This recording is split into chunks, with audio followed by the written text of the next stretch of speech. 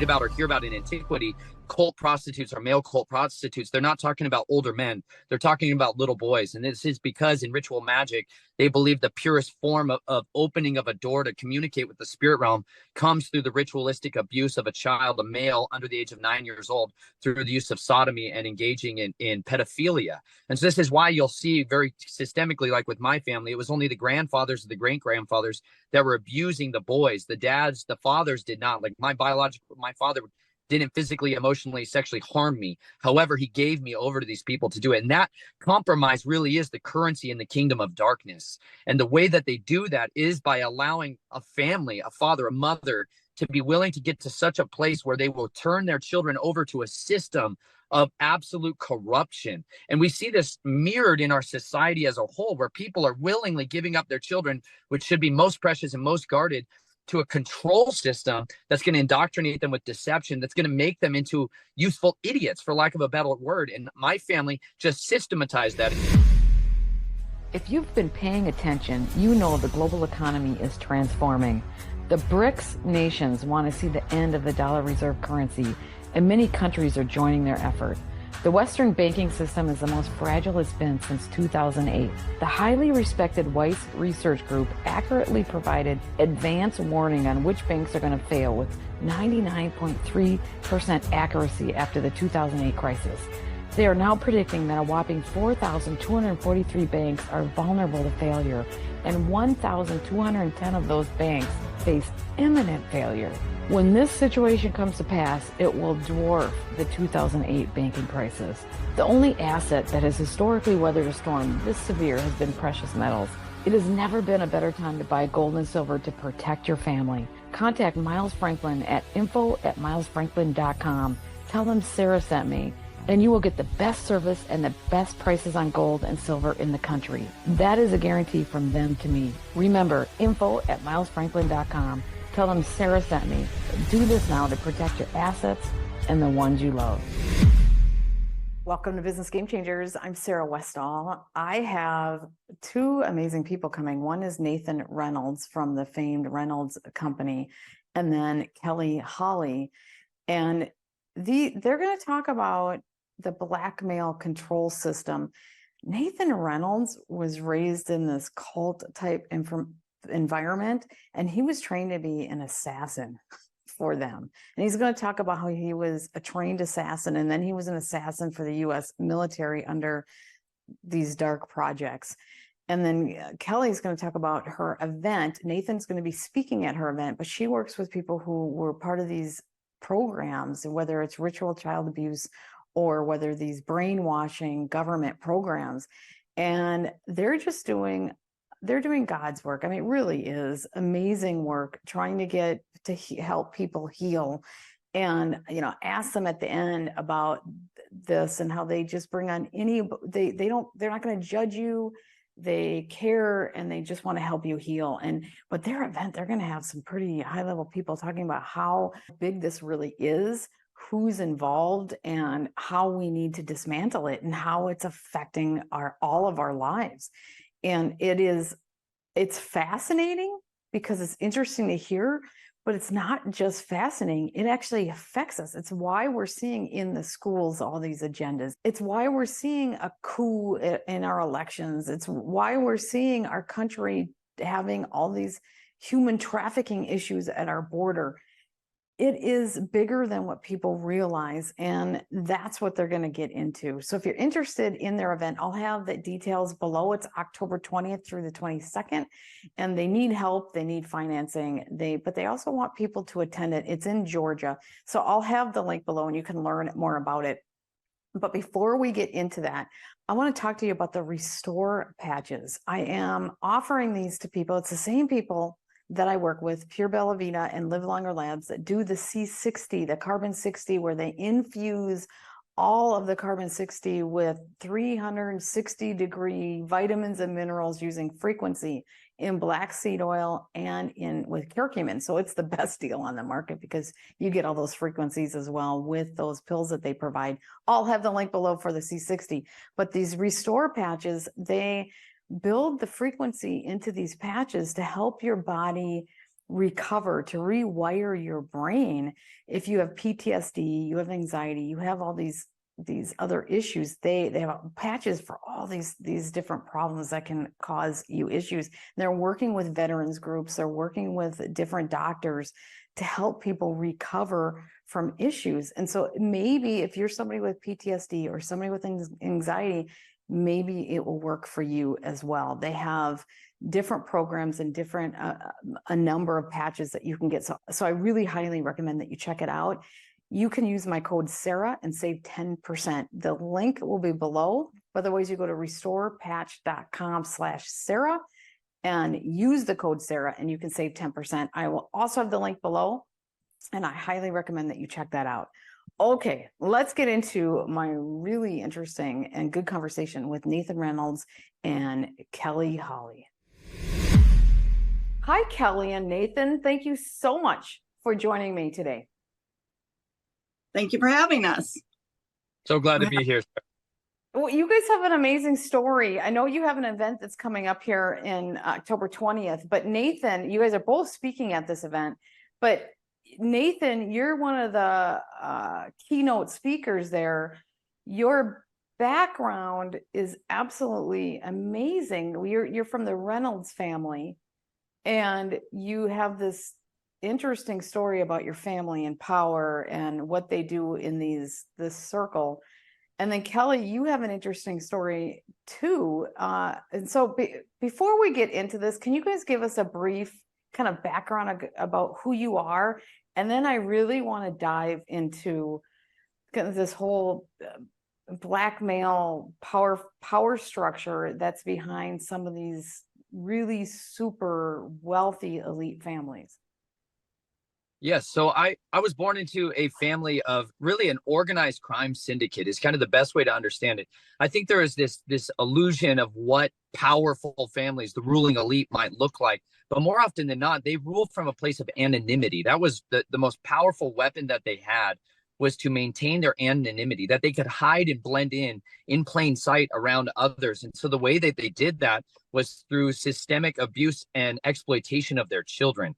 Children really were the kingdom of compromise's primary tool that was utilized for my side of the Reynolds family, which was not one of the publicized wealthy power brokers from the aluminum side or from the tobacco industry, but my family trafficked in secrets. They trafficked in compromise of individuals. And so my body became a literal tool of bartering and of compromise for people that were wanting to be able to participate in that kingdom, and they wanted to have an opportunity, a shot at the top, or access to the phone book, because really that was the main tool that people could use to get access to the halls of power, was from basically a referral. They didn't need necessarily all the wealth and the power.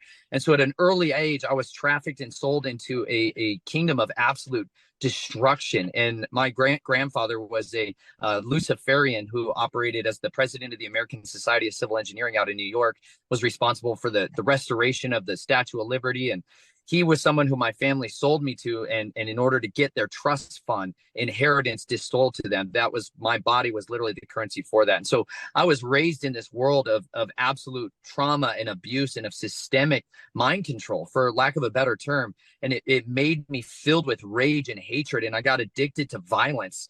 And so I became someone who was participatory of enforcing these oaths that these brothers and these societies have in order to kill and control people.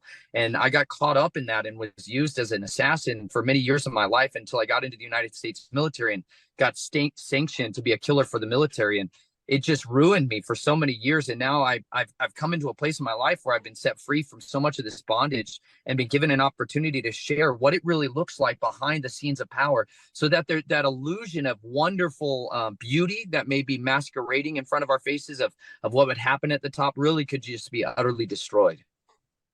Wow. Okay. That was really incredible. We're going to hear a lot more about that. Okay. Kelly, he's going to be speaking at your event. Can you tell us what this event is? And then we're going to dive more into this. Absolutely. This is our third annual Warrior Bride Ministries Counting the Cost, How Much is a Child Worth? Conference and dinner. And what we've done is, after my own abuse many years ago, the Lord, once I found the Lord and he did my healing, I've been serving the sexually abused for about 16 years.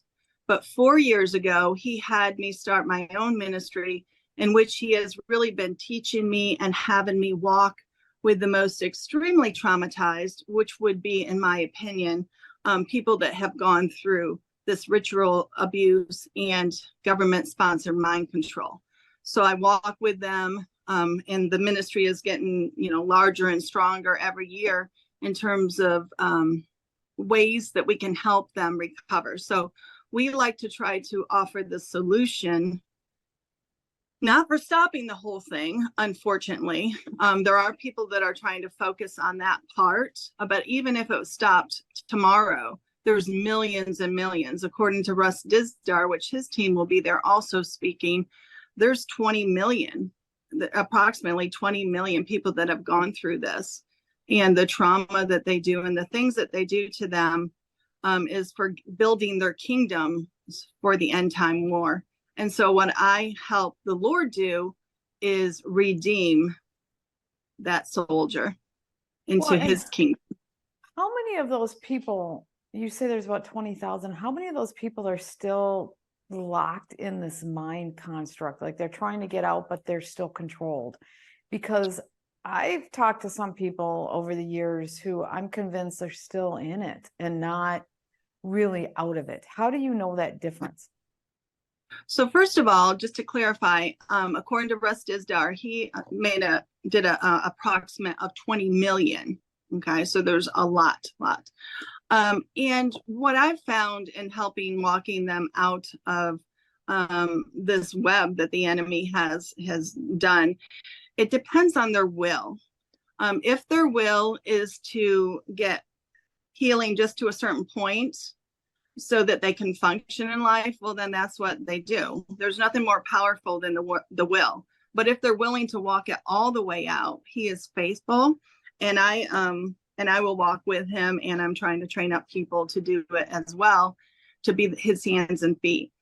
He does teach us things, and I'm hopeful that at some point it will speed up. But right now I feel like we are in a phase of partnering with him and him showing us how to do it, and then building his team to redeem, because there is redemption in him out of this. There is hope, but it's hard work for the people that have been through this. It is hard work to face it and untangle it. It took a while to get to where they are, and so it takes a little while to undo it, but it is possible. And there is there's a whole new life for them, for those who are willing to go down that road. Well, let me ask you, do people, and I want to get back to Nathan, but do people question where he was before? Like, why is God now deciding to help him? Where was he when they got involved, sucked into this as a little child and helpless and innocent back then? Absolutely. I know this is a hard question, but I'm sure almost everyone asks it to themselves. Yeah, it's absolutely the hardest question. And I do have to talk to them when they get to that point and they start drilling me about that. And I think there's a few things. I believe he was always there. His heart broke. I think things are just different than we've been taught by the church. There's a lot of legalities in the spirit realm, and the enemy manipulates that. And there's an authority. Authority is also very important in the spirit realm. And most of the time, there was an authority over this child that gave that authority to the enemy. And then somewhere along the line, as they were being tormented, they were told, if you just give us your will, if you choose this entity that's tied to this trauma, then we'll stop. And then this entity becomes, in some ways their friend, because they made it stop. So it's just a lot of deception. It's very different than we think, very different than we're taught in most of the churches. But there is victory. And this is, in the scriptures, it talks about, the end time war, and it talks about all these things that are happening. The Lord gave dominion to man, and man gave it to the enemy in most cases, in a lot of cases. It's kind of rampant. And so there's just a lot more to it than we think. We think that Yeshua has a magic wand and he should just wave it, but that's just not the reality. Yeah, you can look at homelessness. It's hard to understand. It's hard to understand how a little child would be subjected to that and not have some kind of protection. But Nathan, you went through your own journey, craziness. Now the Reynolds family is, for people who don't know, can you talk about who the Reynolds family is and what the relation is to the families that are the most powerful and how that runs, and then what your family was? It sounds like your family wasn't kind of the in-your-face wealthy billionaires. You guys were related but used. So the mainstream publicized Reynolds family were a couple of brothers that engaged in ritual magic with something that was called the Judas coin. They call it the Joshua coin. And it was believed that it was one of the 30 pieces of silver that Yeshua was betrayed by Judas with. And they did a ritual where they touched this silver coin that had been passed on generationally through them. Whenever they wanted to manifest a titan of wealth or control, they would touch it to a pile of gold, and it would create for them an empire. But the cost was always that there was bloodshed afterwards, that there was always going to be a reciprocity for the amount of wealth that grew, that there was going to be violence and death associated with it wherever it went. And so these two brothers began two separate empires, one involving tobacco and the other involving aluminum. And those were kind of the fortunes that they grew this power broking with. They were really the architects of a lot of the monopolistic business tactics that were utilized here in the United States. My family, however, we had a relative that was an archaeologist who uncovered a serpent mound out in the Ohio River Valley. And in that mound, they found a priest class books of tomes and ritual objects for how to call upon this plumed serpent called Quetzalcoatl. Quetzalcoatl was the plumed serpent of Central and South America. This fiery dragon, the great red dragon, is where America gets its name from. It literally means land of the plumed serpent. And this ancient serpent cults, what they required was human sacrifice, and specifically the cutting out of the heart and the consumption of blood and the consumption of flesh. And the ritualistic abuse of children within that sect and that society was the cult prostitutes. So when you read about or hear about in antiquity, cult prostitutes or male cult prostitutes, they're not talking about older men. They're talking about little boys. And this is because in ritual magic, they believe the purest form of opening of a door to communicate with the spirit realm comes through the ritualistic abuse of a child, a male under the age of 9 years old, through the use of sodomy and engaging in pedophilia. And so this is why you'll see very systemically, like with my family, it was only the grandfathers or the great-grandfathers that were abusing the boys. The dads, the fathers did not. Like my father didn't physically, emotionally, sexually harm me. However, he gave me over to these people to do it. And that compromise really is the currency in the kingdom of darkness. And the way that they do that is by allowing a family, a father, a mother, to be willing to get to such a place where they will turn their children over to a system of absolute corruption. And we see this mirrored in our society as a whole, where people are willingly giving up their children, which should be most precious and most guarded, to a control system that's going to indoctrinate them with deception, that's going to make them into useful idiots, for lack of a better word. And my family just systematized that. And so they started engaging with this priest class worship of this dragon, and they started getting downloads from him on through like foretelling. And so they could see the future in a sense. And they started using the ways of their form of magic to start to bring people into it and then videotape them and compromise them, so that later on, should they ever need to exploit them, they had blackmail power. They had a phone book, for lack of a better terms, on favors that they could call in order to climb their way to positions of power. So my mother's side, they were really heavily involved in the Jesuits and Knights of Columbus. That's my grandfather, who lived in a city called Lake Havasu City, Arizona. And that city is where this tyrannical reign from the city of London comes from. The city of London is the financial empire of the world. And it is literally, they own a sovereign state territory there on the city of London, owns an embassy, for lack of a better word, there in Lake Havasu City, Arizona, that allowed them to start having plausible deniability to build a pleasure island in 1960s with a man named Robert P. McCulloch and C.V. Wood, that began to utilize systemic child abuse as a form of exploitation and networking for human trafficking rings. Okay, so let me ask you a little more details about this. How many families are involved, do you think, and like really wealthy families, and how much of that is all the largest corporations and people behind that?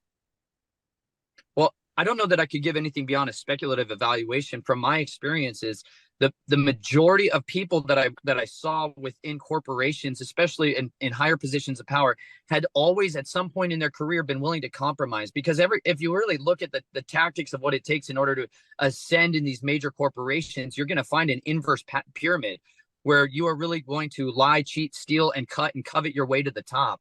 And those are people that are really, they're looking for is a yes men. They're not looking for somebody that's an autonomous, self-thinking, critical self-starter. What they're looking for is somebody that's willing to go along with an agenda, so that if you want to become someone who is the position of power, a shareholder, let alone a CEO of something like Facebook or Google or Amazon, you're somebody who's willing to compromise. If you want to be the founder of a corporation, and then more often than not, the pressure comes from the families who really have the wealth. When you start to look at the Orsinis or the Medicis or Rockefellers and Rothschilds, these are people that are able to put hundreds of billions of dollars or trillions of dollars of investments into an arena. And so they're not going to allow somebody to be a participant in that system as a front face, like somebody you might look at as a Jeff Bezos and be like, okay, who is that person and his character and his history and his livelihood?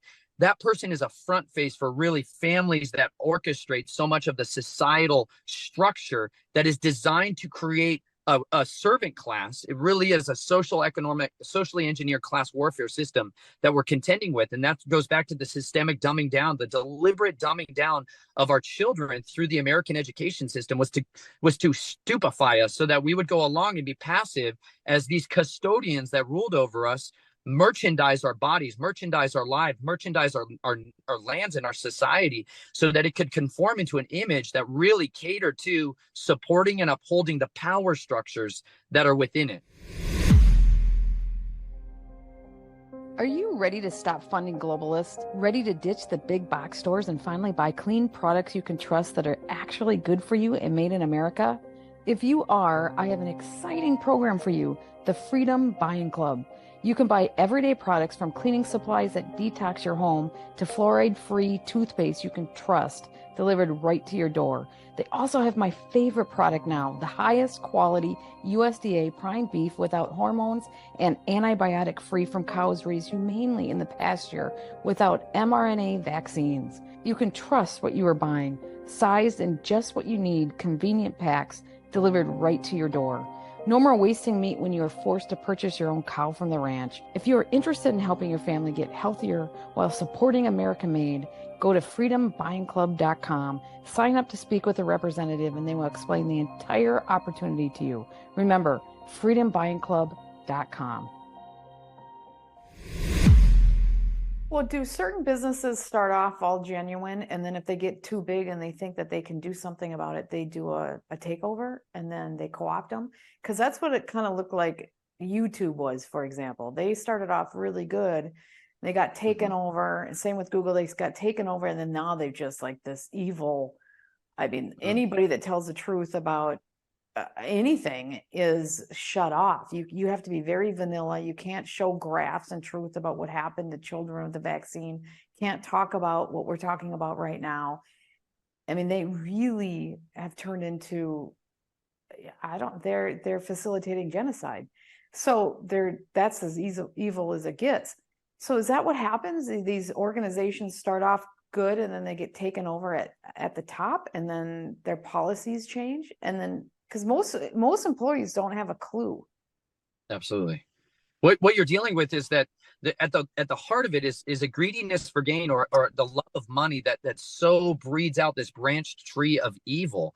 And if people that start out with those good intentions, that had a hardworking idea and they built it up from its early foundations, and they built a business and they have something that is adding value to their society, people are going to want to contribute to that. They're going to want to fund that. They're going to give value to it. However, when you have somebody who is willing to compromise, this is why I say compromise really is the currency of this kingdom, because at some point in there, if you're willing to sell out, and go like going public on to become a publicly traded and shared corporation out there, when you go through that process, now you are beholden to something called shareholders. And legally in the United States, one of the two sentences that systemically changed our society was issued by a Supreme Court justice who said that businesses and business owners, like Henry Ford, wanted to dispense millions of dollars of extra revenue that he had made, and he wanted to dispense it back into his employees. The shareholders sued him and said, no, we are beholden to that money. And the United States Supreme Court upheld that decision decision so that shareholders were the ones to be divvied out profits and dividends at the end of the year, not to be reinvested in their society, not to be reinvested in the employees, their families, their healthcare, and any aspect of that. And so what we had is a corporatization of the United States. The United States become an entity that really was operating as a corporation. And this is what we're warned about, that there are going to be these merchants who are willing to traffic in the very souls of men, that they're literally willing to sell people's time, their energy, their resources, their minds, their wills, their intellects, their emotions. They're selling their souls for this money, for this mammon. They're chasing this almighty dollar. And so you can have so many good intentions that start out, but what happens is you start to get consultants, you start to get experts brought in who are going to help to develop businesses and take it to these next levels. And along that way, morality gets taken out of the equation because there's a systemic way of controlling people, mind control. People like Edward Bernays, who were engineering people's consent. This is what the public relations, they call it. They used to call it propaganda, but this is where they literally engineer people's consent so that they do things that are not necessarily in their better interest, like convincing somebody that they should drink high fructose corn syrup, which is a known toxin in the human body, to inject children with something that is genetically going to alter them permanently, that they will never have children that are not going to be carriers of these genetically experimented toxins in their bodies. And instead, they could have engineered us in a way where we were facilitated for autonomy, where we had an opportunity to raise each other up, to help each other, to co-labor with each other. And instead, they literally created a consumer class that was willing to bow down to the white robe priests of Hermes and say, yes, we'll do whatever you say. If you want our children, you can put anything you want in them. Well, you just said a lot there. I want to say one thing about Henry Ford is that he was successful to a certain point because he lobbied that and got the employees to be paid more, because he wanted to say that every employee that works at this factory needs to make enough money to be able to buy the car, because they needed the consumers needed to make enough money to support the businesses that are. And so he actually changed the mindset there too. So he had some wins when you look at that. It's not all bad, but okay, well, I know some podcasters and some people who are pretty popular who know they sell products and they know that the company that they're supporting, they committed felonies and they're lying. And even if they say the proof, they're really good journalists when it comes to other things, but they will keep supporting products where the company is really questionable and shady. As soon as I find out a company's shady, I won't work with them anymore. Or if they think their product isn't working, I try to really work hard. But I notice there's a lot of people, I would say, that are good people. And because they are making money with this affiliate, they don't care. So it goes pretty deep, what you're talking about, the money thing, where people who think they're good, who are spending all their time exposing this kind of stuff, are still doing that because they ignore it so they can make money. So we all have to check ourselves personally, right? Absolutely. And we all have to be stewards of our own money. People that are investing their 401k, their IRAs, they're investing their livelihoods, their retirements, and they're willing to put it into these corporations that are absolutely compromised, that are absolutely corrupters of the very humanity that we're all trying to live out. But as we give our consent, these are the four most powerful words we have, are I do not consent.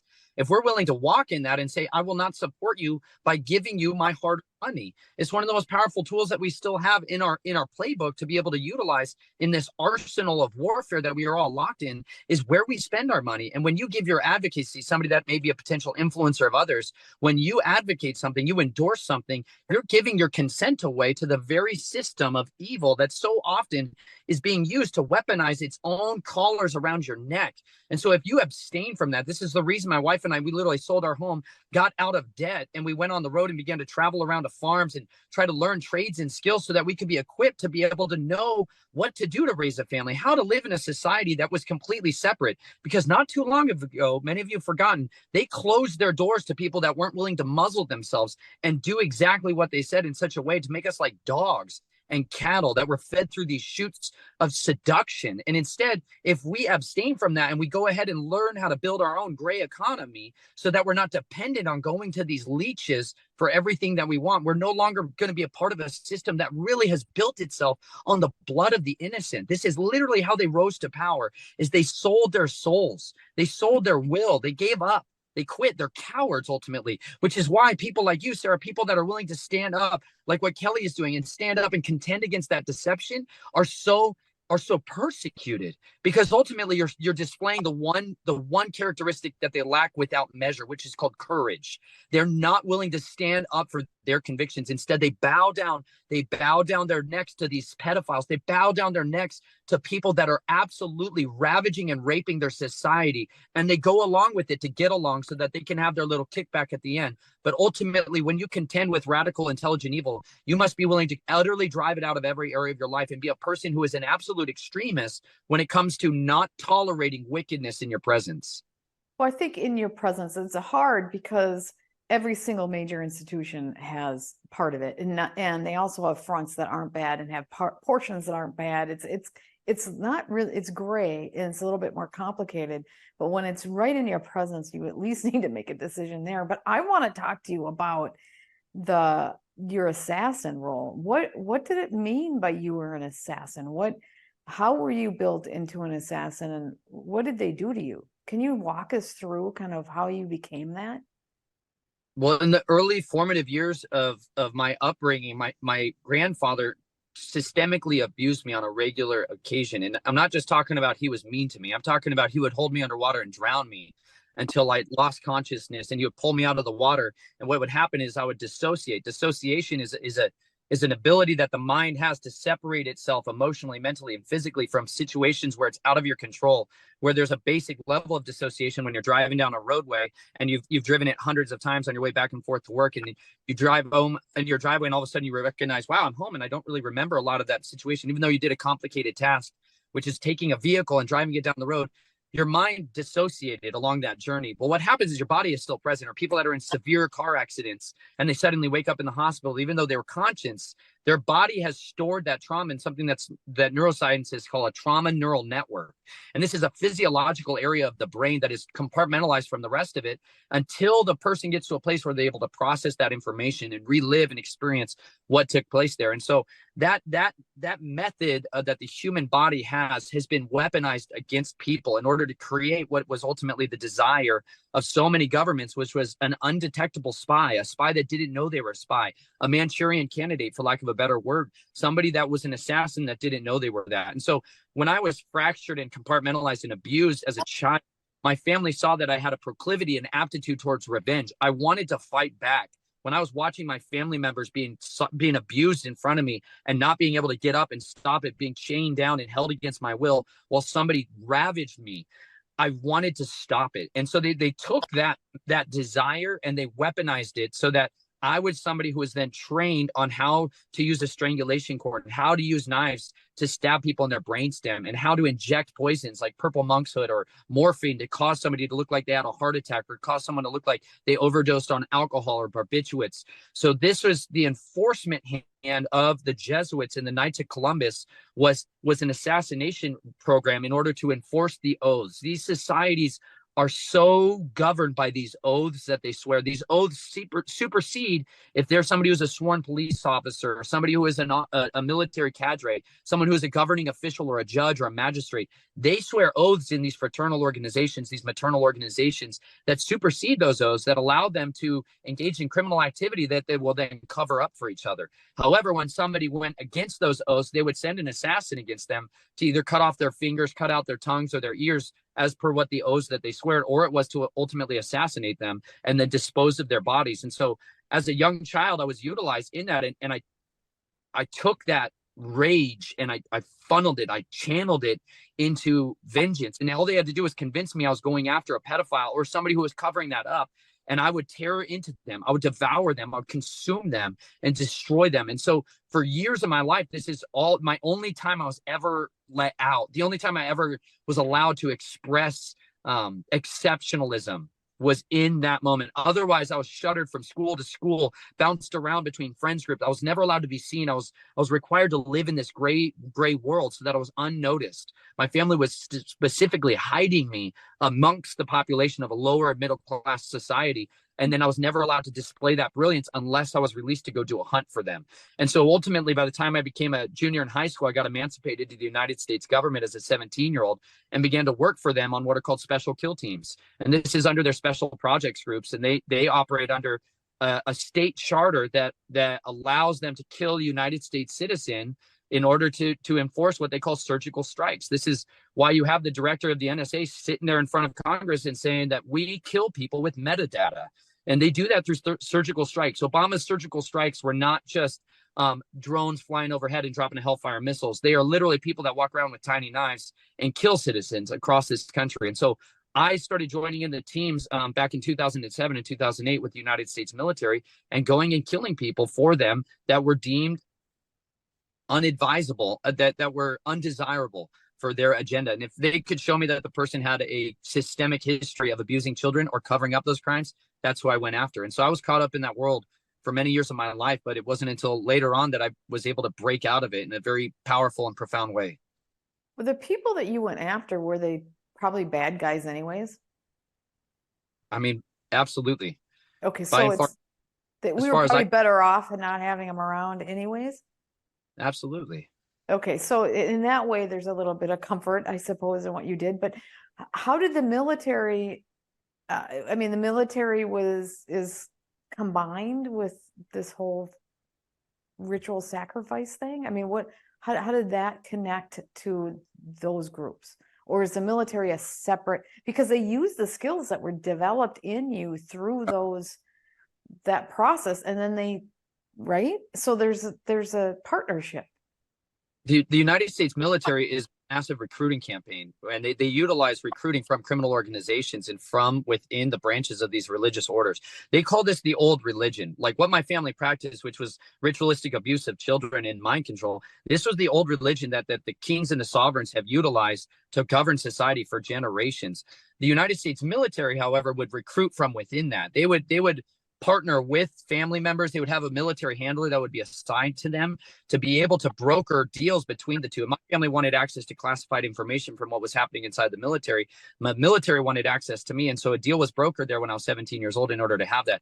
However, the type of mind control, the type of systemic compartmentalization and like the spycraft and tradecraft that was used in the military was much more scientific and technologically based, as opposed to the family that used a lot more sorcery and witchcraft and spell crafting. So there was definitely a distinction between the two. However, they overlapped at times. The United States military started a project called Operation Phoenix back during the Vietnam War, which was a massive assassination campaign program against the Viet Cong and against Laos and Cambodia and Thailand and other places where they're operating, that resulted in the deaths of millions of people. And this is not just these were not just adult assassins. They were children assassins. The biggest state secret in our United States government and the United States military is the use of children assassins. But that's not something that they want publicized, because then as soon as that gets out, everybody looks against that as society as this great extortion of what should be the most valued and architected things. So the United States started partnering with schools and education programs through something called Project Talent and Project Gate, and these STEM programs where they are training up these children and grooming them and recruiting them into these military projects at very young ages. And the one that I was brought into was called the Jason Projects. Jason Projects has had 10 million students in the United States, founded in 1989 by a guy named Richard Ballard. And he was a military intelligence officer who does a lot of oceanographic stuff. And they partner military handlers, people that are gifted and talented in their arenas, like accomplished in their arenas, with children to become groomers and handlers of them, so that later on they can extort those children and get them into these corporations. There's dozens of corporations that you would think of as Lockheed Martin and NASA and the big tech corporations that are all using these child manipulation, child mind control tactics to raise up another generation that's going to be their yes men that goes along with these agendas. Why do they use families like yours as their soldiers versus like my family or somebody else? You know, because there's all of us out here, there's a lot of people you're going to be speaking to or hearing this who's never, you know, they're just the sheep. We're obviously subjected to the mind control and the propaganda and all their agendas, but we weren't sucked into it like you were. And Kelly, it sounds like you were too. So what is that differentiation of who they target and not target? For my family, it was bloodline. It had to do with genetic breeding stock, that there really is people that believe with absolute certainty that their bloodline gives them the right to rule as kings over the rest of them. And they have guarded their children from breeding with inferior stock. This is the root of the eugenics movement in the United States. This is the root of the eugenics movement around the world. This is an old religious belief called the right to kings, the divine right of kings, that they are the blue bloods. They actually believe that they have a different bloodline that goes all the way back to the seed of the serpent, that they are possessors of this seed that allows them to be the kings over the rest of mankind. And so in order for families to partner in or come in alongside that, they might be on the periphery of it, but they'll not be allowed access to the bloodline. They're not going to be allowed to intermingle or intermarry. However, sometimes children will have bastard children and they will start another bloodline. And that's where a lot of these lesser bloodline families have come from, is that they are hybridized from a outside bloodline that was not necessarily one of the original that traced its lineage all the way back to the Tower of Babel, because ultimately that's where a lot of these people believe they got their kingship from, was Nimrod, the king of the earth. And so that's the post-flood timeline, that they believe there was a mingling between entities known as watchers and angels, Azazel and Gadriel, that there was these ancient ones that came down and mingled with mankind and injected a separate seed line into the genetics of the human species that allowed some to be the rulers over the rest, and everybody else was to be subservient of that. And so that is enforced by how children are married. And this is why there are forced marriages. This is why that is guarded, just like a bloodline genetics of your horses. So that's why the people who aren't in those bloodlines are so much more fortunate, because we don't have to be subjected to that. Because I mean, if you look at it that way, they don't see it that way. But go ahead. I would add into that, you do not have to have one of those names to be affected by that. There's, again, 20 million. There's not going to be 20 million of just that bloodline. I see people all the time who are bloodliners, whether they came in through bastardization or the breeding program. There is a breeding program where they're mixing the bloods and they're trying to create their own children. So it's not just those names. It's not just the 13 families of the Illuminati. So I think that's real important to note, so that you don't think, well, we don't have to worry about it because it's just those people. Sure. The other absolutely, thing, the other thing I think is important for people to know is what Nathan is describing is what I would call a Delta, that they were programming him to be a Delta assassin. But there's also ones that are programmed to be a beta sex kitten. And those have a tendency to be sent into different churches, different businesses, different political things, and compromise people through, sex and things of that sort. And then the blackmail and all that. And then there's some called gammas, which are the ones that are doing a lot of the programming themselves. They're the more intelligent ones. And so it's very complicated. The enemy is very organized. And that's why you have a lot of infiltration. I don't know for sure who you were alluding to earlier about why do these people keep promoting these companies that they know they're bad. Well, they could be part of it. You don't know, because there's often a Christian front that you would swear these people and that they're great people. But the truth is they have programming behind them and they're on assignment to do whatever. So it's complex, and there's a lot more than just those 13 bloodlines. So I just want to make sure people understand that. Well, so I want to say, I want to say that, like Patreon, who was caught, they kicked all of us off. And then afterwards they were caught hosting all these child pedophile rings and all this stuff. They had 150,000 members in one channel that we found. I got to say, there are good people who are still on there that are dependent on the money that provides, and they haven't made an effort to shift to another place, and even though they know that was there. And it's the same where they're promoting a product that it's kind of shady, the ownership is shady and stuff. And I know for a fact there are some people who do that, who I don't think that they're bad people. They just are so dependent on the money, and they just keep going. So I don't know if they're all fronts. I think a lot of them are just, that's kind of almost human nature, and that you have to fight that.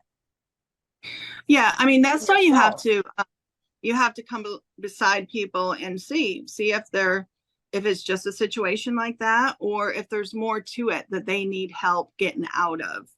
Mm-hmm. Yeah, well, and if your whole life and your mortgage is getting paid, and how do you quit out of that? And it gets kind of complicated. But okay, so let's talk about what will people learn if they go to your event? Because you have all these amazing people there. What is your intent for people to learn and to get out of this event? Well, we had Sound of Freedom recently, and I think it did a great job putting a highlight on human trafficking, but it also made it look a little bit like it was a third world country issue in the farthest jungles, and you had to be a superhero to help. So what I want to do is bring it back to what's really going on right here in our backyard, because the United States is the belly of the beast. We're the biggest consumers, and we are close to the biggest providers, if not the biggest providers. And so what we're going to start with is going over different types of trafficking to educate people, and we'll have survivors through all of it. And then we're going to start getting into deeper dives on this topic and how they get away with it, what you can do to help. What do you mean by this topic? The topic what Nathan is talking about that here. we're talking about, yes, the ritual abuse and the government-sponsored mind control. We'll have people talking on deprogramming, how you unwind what the enemy did so that they can walk out of this and that they can be redeemed and start working for the Lord's army to advance his kingdom versus the advancement of the kingdom of darkness. So we're going to be going through that. Then we'll get into some healing modalities, different things that they'll need for their healing.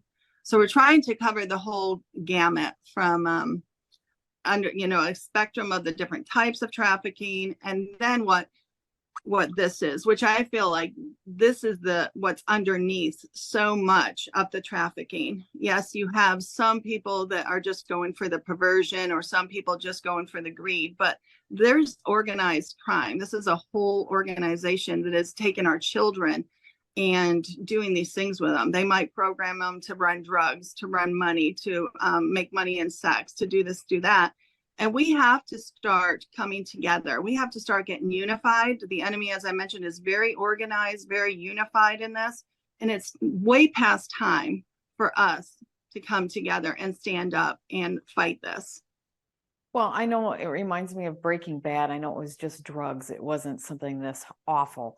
But in Breaking Bad, the kingpin, he's the black guy. He comes across as he owns these subway, and for people who've seen it, these subway shops, and he comes across as such a nice guy. He blends into society as this really successful businessman, but he's this psychopath that runs this whole empire of this. He's a drug lord. It's the same concept, but with these other things, isn't it? And they're all intermingled usually. I mean, they're not too far away from being intermingled if they're not, because if they're using them for sex, they're going to use them for the drugs and the guns. They're just into the darkness. Now, there could be a different bent to it. Some can be governmental mind control and that whole thing. And some can be more of the rituals with the satanic stuff. But even those overlap a lot. So, the story can be slightly different, but underneath it all, it's a battle between good and evil, and we have to get more organized. We have to quit looking at what divides us and come together on what unites us. And it should be the children. That's right. Okay, so who is the target? Who do you want to go to this event? First of all, where is the event? When is it? And who do you think should go?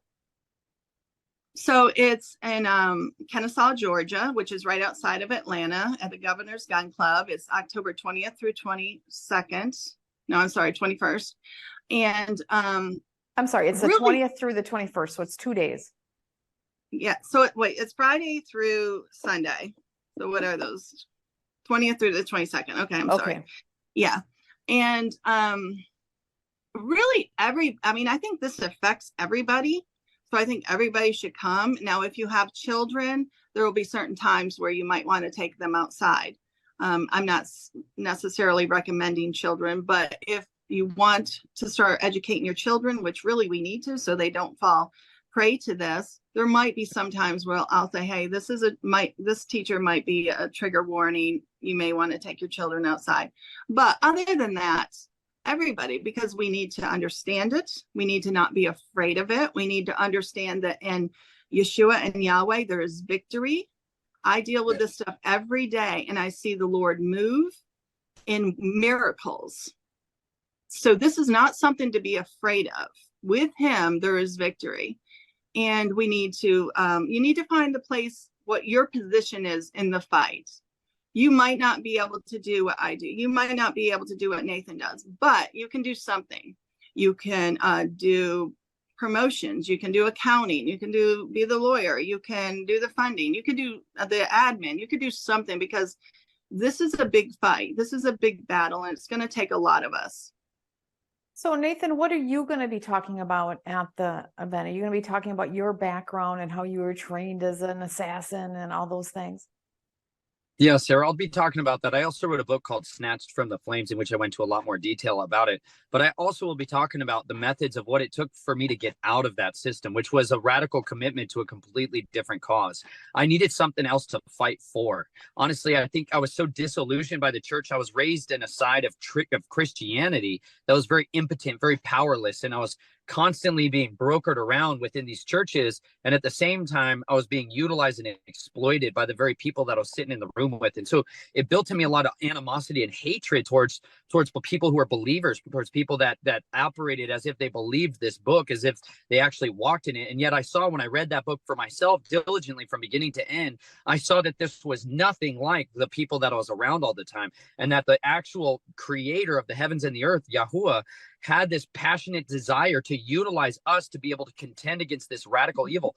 I saw human sacrifice being talked about. I saw that the very kings of the country of Israel were the people that were burning their children alive in these fires to Moloch. I saw that how this radical, intelligent abuse of children has been going on from time immemorial. And I saw that there was a cure that was in there. And that cure was the convictions, because you can never kill someone who actually has convictions. This is why they absolutely detest people who are contending against this. They hate it because they understand that people who are living their lives and building their lives on the foundation of truth are fundamentally the adversary to them, because they built their house on lies. They built their house on secrecies and deception. They are magicians who are walking around with an illusion, hoping nobody actually looks behind the curtain and understands that there's just one guy standing there. There's just one person standing there trying to run this whole thing with their hidden hand, and ultimately they are a defeated enemy.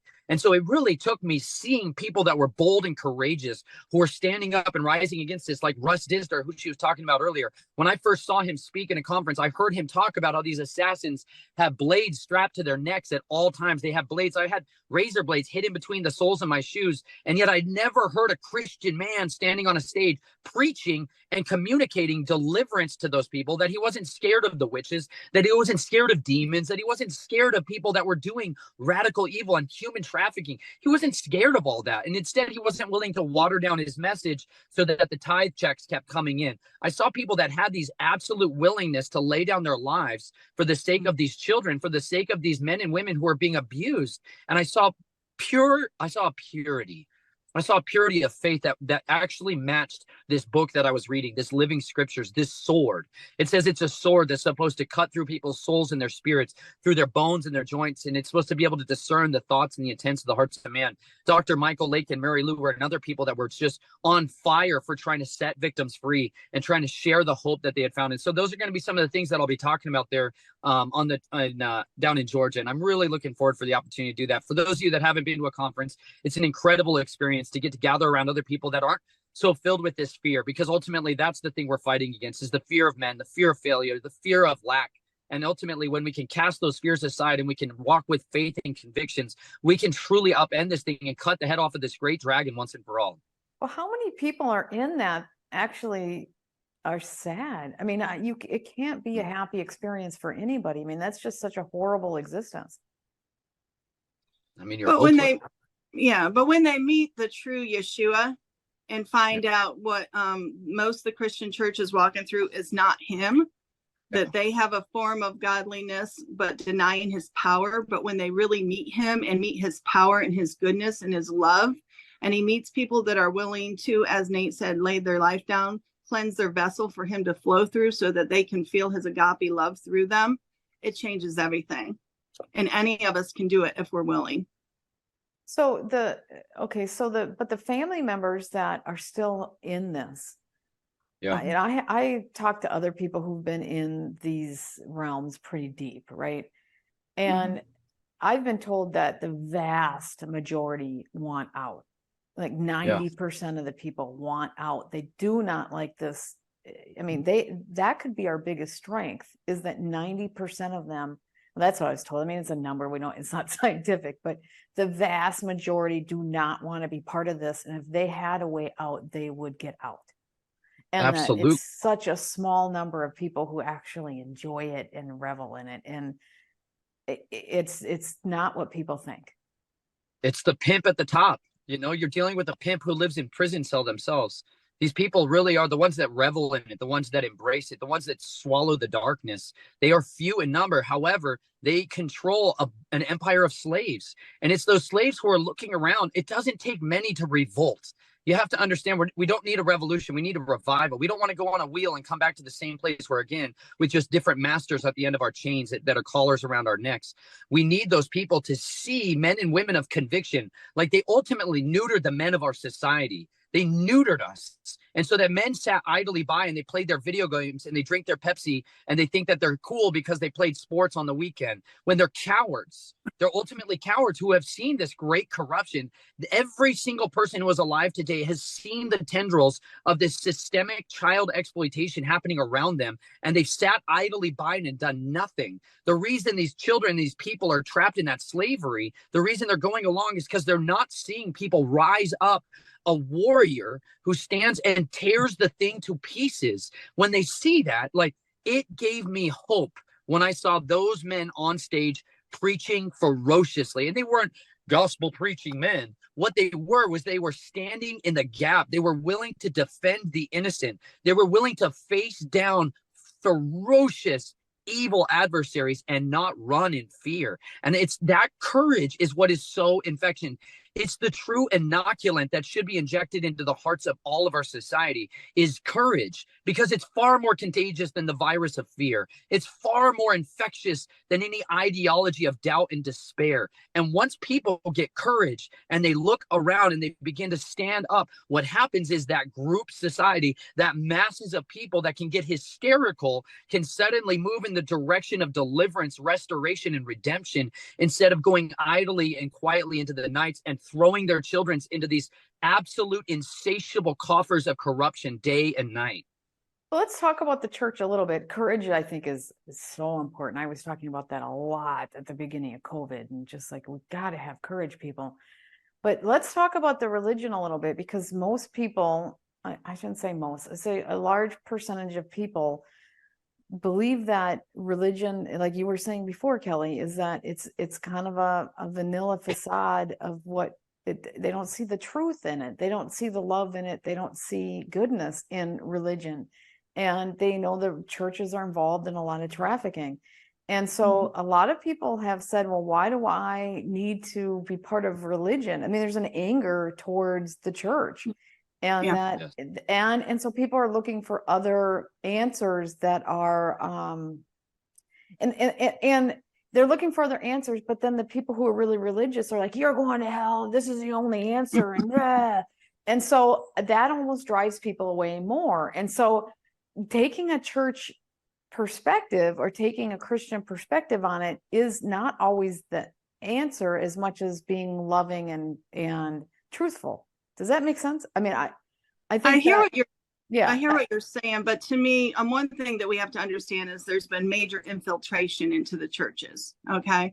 So religion has been compromised, but Yahweh and Yeshua has not. He is the same then as he is today. And he, as scripture says, the earth is waiting, moaning and groaning for the sons and daughters to rise up and understand who they are. Because when we get ourselves out of religion that's been infiltrated and just focus on him and his word and what he really said, because if we would read the scriptures, we would see something a bit different than what is typically preached. Yes, he is love, and yes, he came to save us, and yes, there's Noah's Ark and all that stuff, but there's so much more in the scriptures, and there is authority in him. And when you get to partner with him, which is what he always wanted, was to partner with us, when you actually do that, it's amazing. And there's miracles, and it's what I think all we're craving to see. We have just been deceived ourselves and taken down a road that does not lead to the true Yeshua. And even in doing this work, I often encounter a fake Jesus that is deceiving. And so not only in this work in a micro sense, if I'm working with one person, it's the same thing in a macro sense. You can kind of take it from micro to macro. And there is deception, and there is a fake Jesus out there. There is a true Jesus Christ of Nazareth. His name is Yeshua. That's his Hebrew name. But we have been deceived following this other one that tells us that all we have to do is go for an hour and sit in the pew and claim grace and things of this sort. And that's just not going to lead to the life, and it's not going to have victory that we need in these end times. Okay. And there's other religions who, who are, I always say, this is me, I'm just going to say what I am. I believe in this the core of what all this is, the core beliefs of how you should behave and love and treat people and truth. And I think people get caught up into, you're a Muslim, you're a Buddhist, you're all these other things, instead of and so then you're evil right away, instead of saying, okay, well, if you believe and you walk in this truth and walk in the love and care about others, then that's what's important. And I think people get caught up in the periphery of what the truth is, and they get caught up in that actually is the anti of what the core of these messages are. And I'm just thinking there's so many more people that could be reached if we focus on the core of that message that transcends all religion, transcends everything. If God is the God of the universe, then this transcends everything. And we could be able to reach everybody with those core messages of love and truth and courage. And I'm sorry, go ahead, Nathan. Well, that, Sarah, is why I left the church for a lot of those same reasons that you're explaining in there, was seeing duplicity. When you start to see a system of control being architected and utilized to exploit people. I saw so much of the same corruptions that I was seeing within the Catholic Church, with the Jesuits, and within the United States military. I started seeing that same thing in non-denominational Christianity. And so, like, a big section of my book is called Into the Wilderness, where we left everything, or we left the entire system of it, because we wanted to find out there is an inexcusable reality of us having a creator who created a system of absolute perfection, and yet we clearly see another hand that is working to destroy and ravage and pervert that's seeking to alter the world into a very different image. And those two are diametrically opposed to each other. And so when we started traveling around, my wife and I, it was one of the best things that ever happened to us, was to get out of those four walls of control and to begin to develop relationships with people, to sit down and break bread with other people, and to get out of the compartmentalized, the fracturing of our society that shoves people in these diametrically opposed categories. Are you on the left wing of politics? Are you on the right wing of politics? Which arm of the phoenix are you going to use to climb to your kingdom? And instead of embracing these ideas where they're trying to perpetually divide us, they're trying to racially profile us, they're trying to slip us into these compartments so that then we will not ever realize that we are people who were created. We're mankind who was created with a purpose and a destiny, and we are supposed to overthrow this wickedness when we find it around us. And I don't say wickedness to be some churchy phrase. I mean, like, it's radically wicked. Like, it's true. You have to embrace a level of evil. It's like, I call it radical intelligent evil. When somebody is willing to debase themselves to such an extent that they're going to take a child and use them as if their body was a currency machine, as if their body was an ATM machine, that you can print cash by putting this child out on the corner of your street and selling them off. That mentality of generational incest has infected people, and you really need a cure for that. And I believe that cure comes through truth. It comes from people that don't have a compromise within them, and they're willing to stand up and say, no, I will not participate in that system anymore. Whether that means you're in a position of in the military still, or you're in the defense contractors agency, or you're somebody who's standing there and you're a soccer mom and you're trying to figure out what the heck is going on around me, and why is it my children are being raised with this horrible books coming home, and I'm having to talk about sex ed with my 5-year-old. This is an absolute abomination.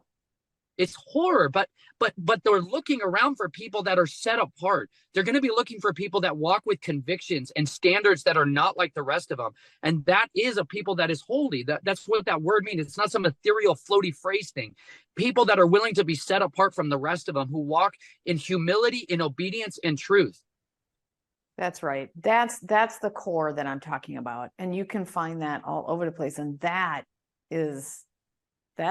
what God is. I think that's what you need to be. And you can find that almost anywhere, but you got to get to that and help people. So I love what you just said. So thank you so much for being here. Thank you, Kelly, for doing what you're doing. I know it's not it's almost like you guys have been censored and beaten up. You're really having a hard time getting this out. The mainstream media wants people to think this is not real. And they're it's so bad. They want people to think it's conspiracy theory when it's not. Yeah. And so you're fighting that power structure. But I do think there's people who see it and they see there's something wrong here. We see that things are wrong. And we do know there's a blackmail blanket that's on top of what we're dealing with. And whether you put words to it, whether they even realize it, that they're dealing with this cult thing and they're just in the periphery, it is coming from that. But in the very center, right, with all these rich families, they follow this weird, backwards religion, right? That's thousands of years old and it's never ended.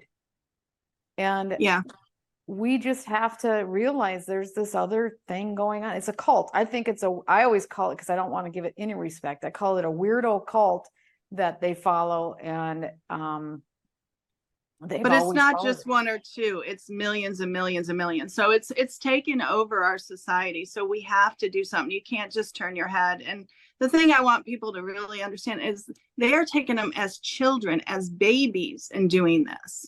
And we have got to protect them. We have got to stop turning an eye, come together. It doesn't matter what religion, doesn't matter what political stance, come together. That's right. We got to come together from all walks of life. Now, when you're saying millions, there's millions of people are sucked into to this crappy trade, but there really isn't that many who are in this the center of evil cult that's controlling everything. There isn't that many of those, are there? I mean, my understanding. Yeah. Absolutely. Oh, yeah. Absolutely. And so we can defeat them. And also 90%, like I was saying before, the vast majority want out. I think that's a huge strength.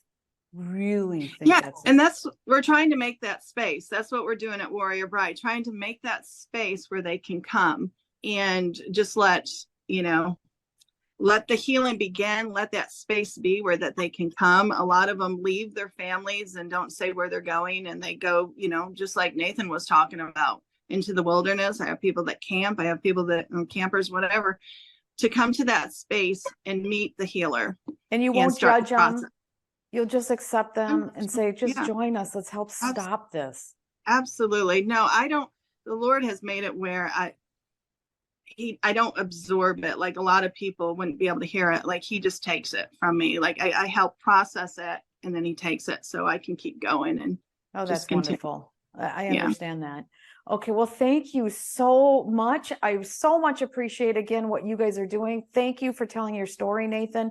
Thank you, Kelly. I know that you've suffered some of this. Maybe we didn't get to your story as much, but I know that you're running this whole thing. And so you're just a courageous, strong person. So thank you so much for everything that both of you are doing. Yes. And can I give the website so that they know? Oh, absolutely. Where do they go? I'm sorry. And give us the website, and then we will also have the link below for people to know where to go. Great. So it's www.warriorbrideministries.org or .com. Either one will take it and then take you to it. And then it's the events and then registration. And that's for our conference and dinner coming up. But even if you need help, just hit book an appointment. If you want to volunteer, go to the volunteer. We need everybody. Everybody is welcome. And money is not an issue. We charge nobody for the healing. The conference, even at the conference, we have scholarship tickets. So don't not come because you don't have the money. What is the cost of the conference, and can people sponsor people to come? Can they donate? Absolutely. We have space for sponsors. You can get tickets for anyone. So the price is everywhere from $0. So anyone who can't afford it still come, up to if you go all 3 days and you get all the meals and you get the dinner and everything else, it's $249. Oh, that's actually a good price. I mean, because there's a lot of cost behind it, and then it helps other people, right? You guys raise some money to help other people. Oh, absolutely. We don't charge. We don't charge anybody who comes for the healing. So we rely on people, the Lord moving people's hearts to, if that's their place, donate. If that's the thing that they can do, then there's a space for that as well. Well, thank you again so much. I can tell that you guys are just so genuine in your path and what you're trying to do. And if you stay genuine and true, things just happen. So thank you so much. And you can reach the website also at snatchedfromtheflames.com. And I'm still have a channel at youtube.com/Nathan Reynolds is my channel. So for those that are wanting to find more of my resources out there, I've got my book there, audio and ebook, and the entire book for free as well. If somebody would like to download it, they can get it all there. Have you considered joining Rumble or actually BitChute or Bastion, some of these other places that don't censor? I've started all of that right now as well. So I'll be posting those channels from my website at snatchedfromtheflames.com. Excellent. Thank you again. And they can get their book there, your book there, and I'll have those links below as well. Thank you so much, Sarah. Thank you.